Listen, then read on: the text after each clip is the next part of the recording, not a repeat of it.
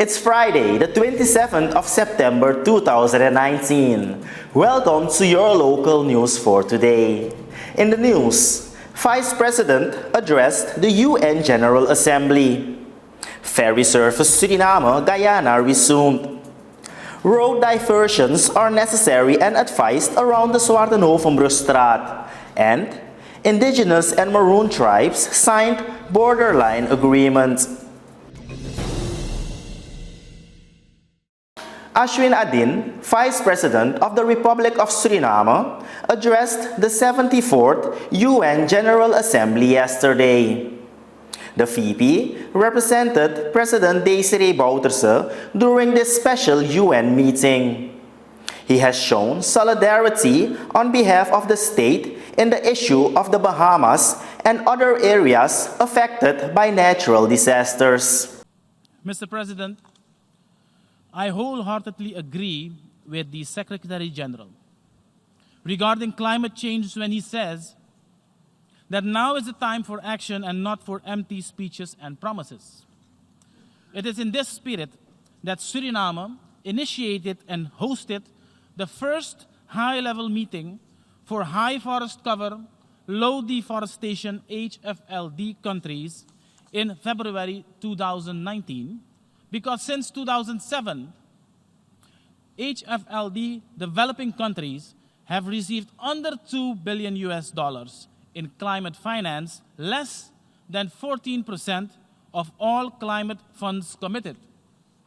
At this conference, the Krutu of Paramaribo Joint Declaration on HFLD Climate Finance Mobilization was adopted, representing the collective interest of 27 participating developing countries, and these HFLD countries committed to take action and increase their access to climate finance to maintain their intact forests. Suriname is now mandated by this group to lead the HFLD developing countries in achieving the joint objectives as expressed in the Paramaribo Declaration.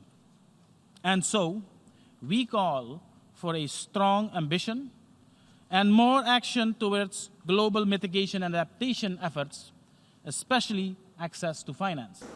Vice President Adin also indicated that the young people are very worried about their future.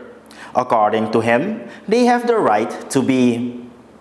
After all, Suriname has an important contribution to make when it comes to the CARICOM youth.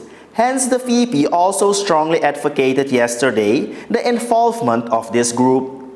Suriname has made a deliberate choice to meet that expectation. We pride ourselves in our intergenerational approach that provides opportunities for youth to engage and participate at all levels of decision making. Here today, youth are an integral part of the Surinamese delegation as well. The VP also announced that Suriname recognizes the role of the United Nations in ensuring sustainable development and peace. According to the VP, it is up to the member states to make it work. With this, the Vice President ended his speech at the UN meeting. Yesterday, passengers traveling to and from Guyana were able to use the ferry service again between Suriname and Guyana. Through the intervention of the Surinamese and Guyanese government, an alternative vessel was deployed, which will remain operational until October 16, 2019. The repairs on the Kanawaima must be completed by that time.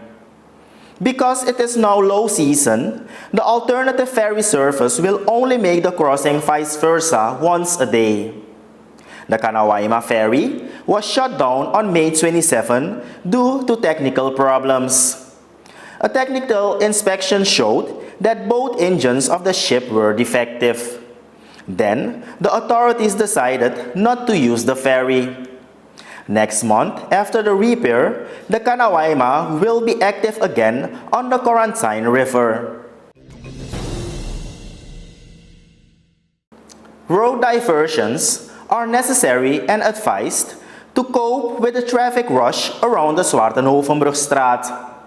Due to the rehabilitation of Zwartenhovenbrugstraat, streets in this area are closed, resulting in an increase of the traffic rush. Since the new school year starts in a few days, the Ministry of Public Works, Transport and Communications is working to map alternative routes. According to the ministry's schedule, work should be completed before December. It is also planned to relieve traffic from Kamowaina over the bridge. The Ministry of Public Works, Transport and Communications comes with more explanation through the media to prevent more inconvenience.